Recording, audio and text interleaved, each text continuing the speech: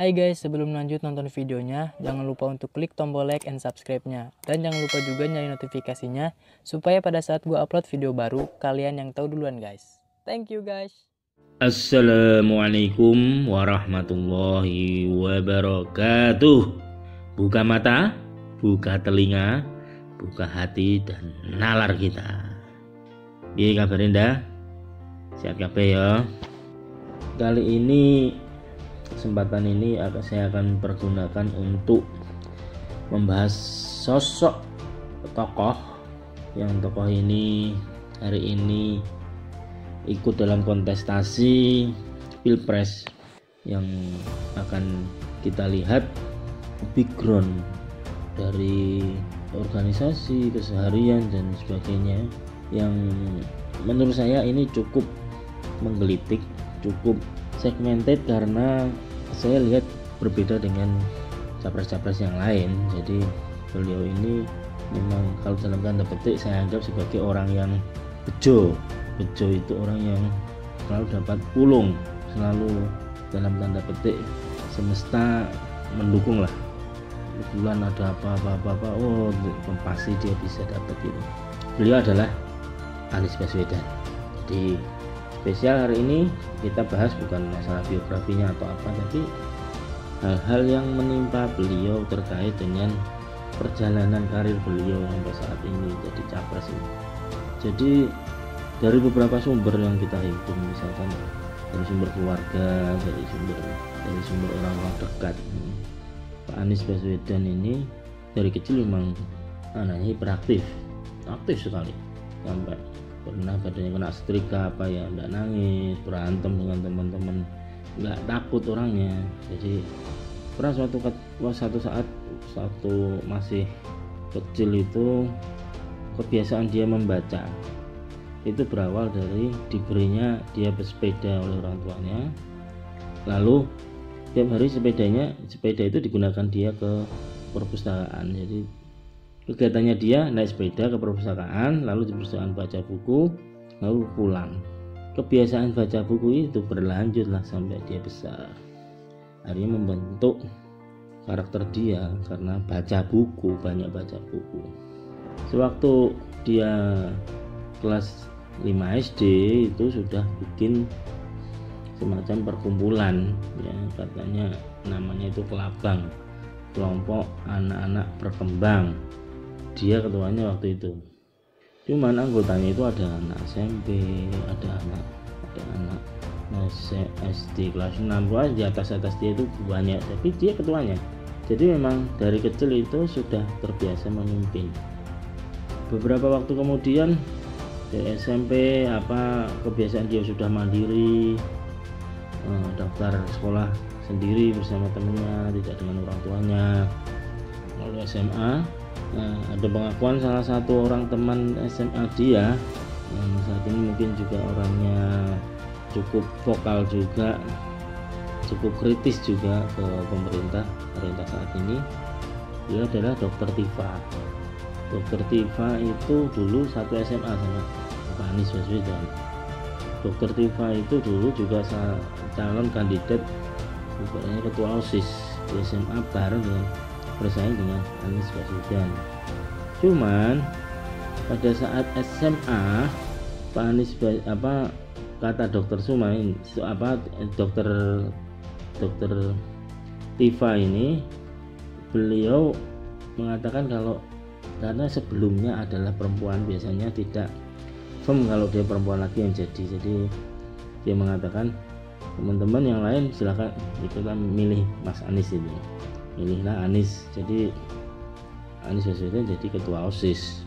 Jadi dengan diberikannya, maksudnya Dokter Tifa juga ngasih jalan ke Anies Baswedan untuk jadi ketua OSIS, maka terbukalah jalan Anies Baswedan jadi, dan dari situlah dia menjadi ketua OSIS nasional, ketua OSIS seluruh Indonesia. Jadi seperti jalan itu sudah seolah-olah dibuka gitu, dibuka sendiri, jadi dimudahkan. Bejo ya, kata-kata bejo itu pas banget. dia meniti karir, meniti usaha, dia tetap usaha, orang itu tetap berusaha, nggak mungkin nggak, orang bejo pun tetap berusaha. Tapi pada saatnya jalan itu terbuka buat dia, karena usaha dan keyakinannya dia bahkan berhasil. Nah, Allah buka kesempatan buat dia. Nah, dia jadi ketua OSIS, dia jadi punya kesempatan untuk jadi reporter di Tanah Merdeka, di TVRI waktu itu. Jadi intinya anak-anak SMA mewawancarai pejabat-pejabat waktu itu, dia jadi reporternya, jadi diangkat jadi reporternya, dan ternyata dia lampaui loh. Kesempatan itu dia ambil semua, sampai ada kesempatan untuk jadi pertukaran belajar di luar negeri di Amerika waktu itu, dan dia ambil kesempatan itu, lalu dia kembali ke Indonesia dan masuk di UGM Fakultas Ekonomi. Nah, di UGM Fakultas Ekonomi ini mungkin karena bapaknya juga dosen ekonomi, jadi mungkin melihat kayaknya saya di ekonomi saja, mungkin begitu ya, maksudnya biasanya melihat orang tuanya apa. Dari situ kesempatan dia untuk berkarir justru tidak redup, tapi malah tambah kencang.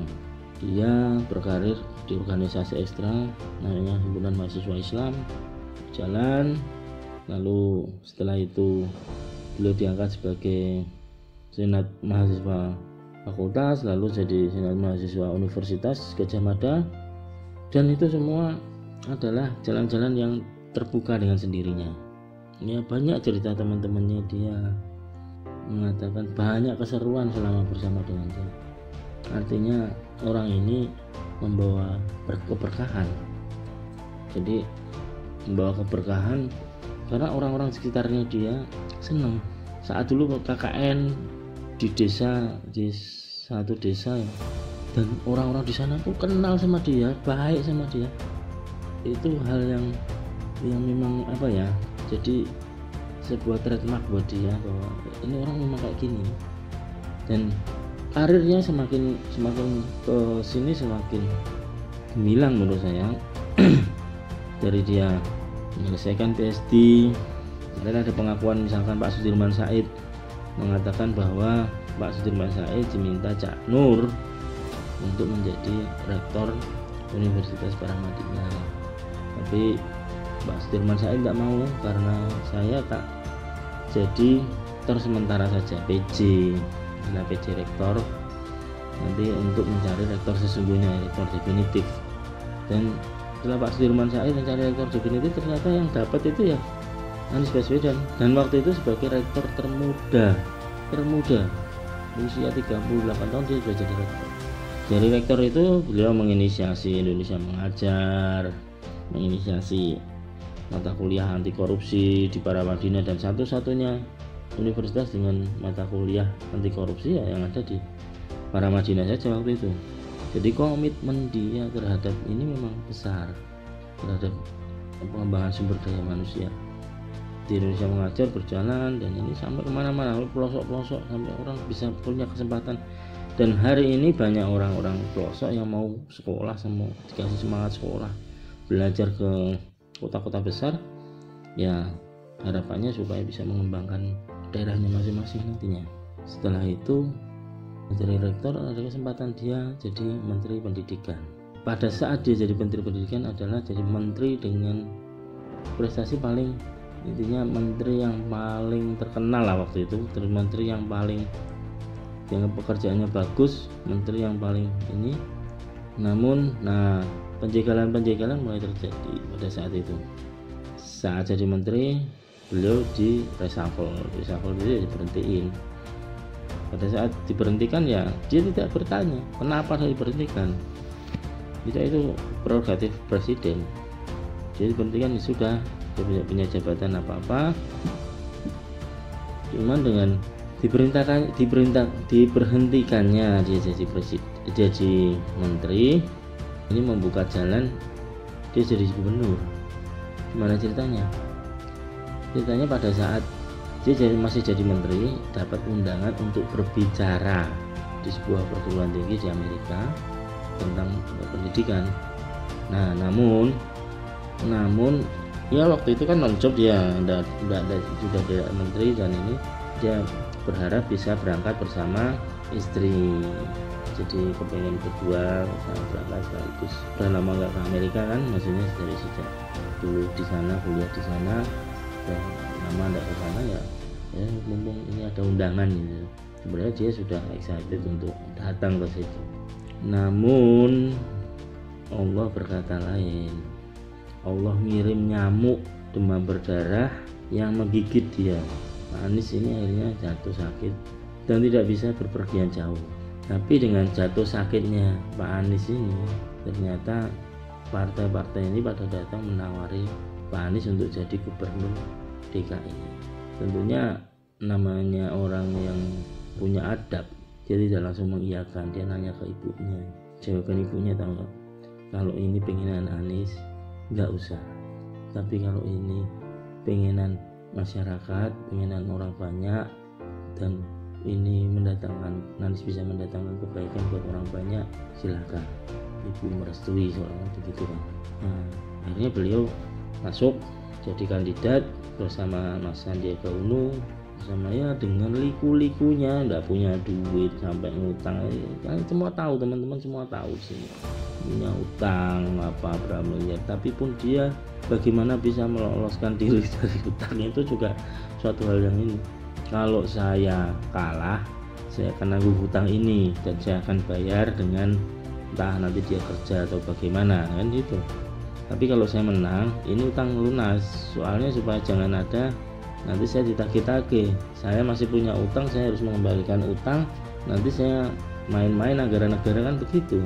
Jadi benar-benar pure cara penyelesaian masalah yang dihadapi itu sangat berbeda. Setelah beliau menjabat sebagai gubernur, bukan berarti tidak ada masalah. Waduh, masalahnya ngeri sekali. Dari yang pertentangan dengan masalah reklamasi pantai, yang hubungannya dengan konglomerasi oligarki dengan Pak Luhut bin Sarpanjaitan, sampai lama tapi tetap dia pegang janji dia bahwa reklamasi nggak ada. Nah, cuman yang memang yang sudah ada rumah, sudah ada ini ya udah selesaikan, udah itu saja, yang lainnya dibatalkan semua. Itu terjadi dan pertentangannya luar biasa sekali, fitnahan, urusan politik identitas lah, apalah semuanya itu menerpa dia, dan tenang sekali Pak Anies Baswedan ini menyelesaikan masalah itu satu persatu. Hambatan-hambatan lain banyak sekali. Dari Formula E yang tadinya mau di Jalan Tamrin, Sudirman Tamrin tidak boleh. Di Monas tidak boleh. Tadinya pengen Monas itu jadi ikon, tidak boleh. Pindah Sudirman Tamrin semuanya jadi ikon, juga tidak boleh. Akhirnya ke Ancol. Kalau Ancol kan tidak urusan ya, punya DKI. Nah, tapi justru dari situ background besarnya itu Jakarta International Stadium yang terkenal. Jadi semua boleh bermanuver, semua boleh, siapapun boleh menjegal, siapapun boleh. Tapi Allah itu ngasih jalan sendiri berdua. Allah ngasih jalan, ya kalian mau bermakar, Allah punya makar yang makar, dan makar Allah yang paling baik. Coba jalani urusan kayak seperti ini luar biasa. Maksudnya dia jalani itu dengan kokoh, dengan penuh keyakinan, dengan ini Allah yang datangkan jalan keluarnya secara tidak diduga. Dan ini sudah banyak sekali orang yang menceritakan ini. Dia dijegal supaya mau pemilu serentak tahun 2022. Kalau enggak kan dia selesai nyalon berulang lagi sekali lagi nih. Jadi 2022 selesai, dia tidak punya job. Tapi justru sih dari situ dia bisa keliling kemana-mana dan tidak meninggalkan cacat pada saat dia sudah tidak gubernur. Beda dengan gubernur lain yang masih dia harus keliling tapi masih menjabat, bahkan wakilnya sudah nggak ada, jadi daerahnya ditinggalkan gitu. Ini real ada, karena saya warga di provinsi tersebut gitu. Banyak sekali hal-hal yang saya nggak bilang ajaib lah, tapi ini memang bejo, ini orang bejo sekali.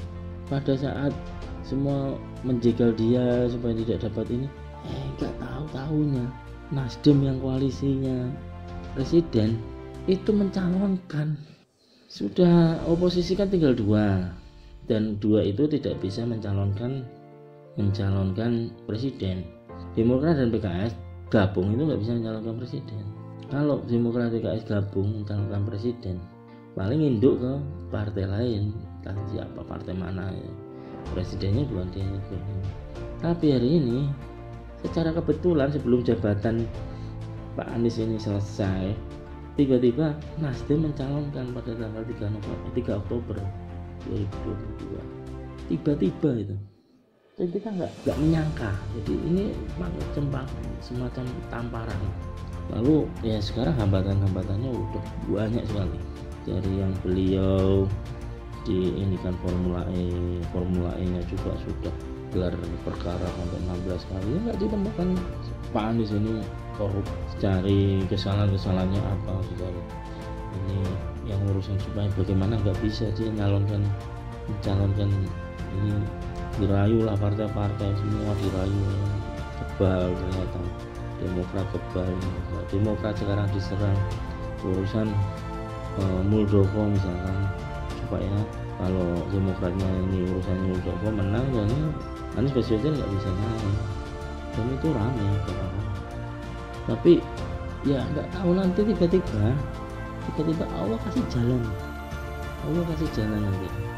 Dan saya meyakini power dari kesungguhannya Pak Anies, tirakatnya Pak Anies, istiqomahnya Pak Anies itu mendatangkan kesukaan tersendiri dari Allah. Allah itu suka kalau hambanya mendekat. Kita harus selalu mendekat supaya Allah tiba-tiba ngasih jalan yang nggak tahu nggak ini kita buntu, dekat sama Allah, jangan jauh-jauh. Kita ada masalah apa, dekat sama Allah. Syukur-syukur nggak ada masalah, mendekat dengan Allah. Sehingga semacam Pak Anies ini nggak ada masalah, dia dekat, terus dia berikhtiar untuk kehidupan yang lebih baik, untuk masyarakat yang lebih baik, untuk ini. Allah yang kasih jalan, Allah nanti yang kasih jalan, insya Allah, bismillah ya. Dan saya meyakini semakin rezim ini mencegah, semakin rezim ini mencari kesalahan beliau, mencari sisi gelap dan apa supaya bisa dihantam dari sana sini, ternyata nanti Allah yang ngasih jalan keluar. Kita tidak tahu dari jalan mana, semua akan terbuka dan Indonesia akan lebih baik. Harapan saya teman-teman tetap jernih melihat ini semua, dan saya sarankan kalau teman-teman ini adalah pendukung dari Pak Anies, doakan beliau yang pertama, doakan beliau supaya beliau istiqomah, minta sama Allah pemimpin yang adil. Saya selalu meminta Allah pemimpin yang adil, dia sholat. Karena apa? Ya pemimpin yang adil itu banyak nantinya, bisa jadi menterinya adil, kepala dinasnya adil, wali kotanya adil. Saya mintanya pemimpin yang adil. Tapi ikhtiar saya untuk presiden Pak Anies. Jadi akidah kita harus terjalankan dengan baik. Jangan cuma jadikan Pak Anies jadi presiden, itu menurut saya kurang pas. Kita minta pemimpin yang adil saja. Jadi supaya Allah yang menyiapkan semuanya. Yang ketiga, jangan berhasil. Teman-teman mulai merangkai hal-hal yang terbaik buat negeri ini. Ya, doakan Pak Anies sehat, doakan Pak Anies istiqomah. Berdoa kepada Allah setiap sholat, minta pemimpin yang adil. Kita perjuangkan, kita lakukan semuanya untuk negeri ini, gitu ya. Tetap kita syukuri perbedaan dan kita ikhtiarkan persatuan. Assalamualaikum warahmatullahi wabarakatuh.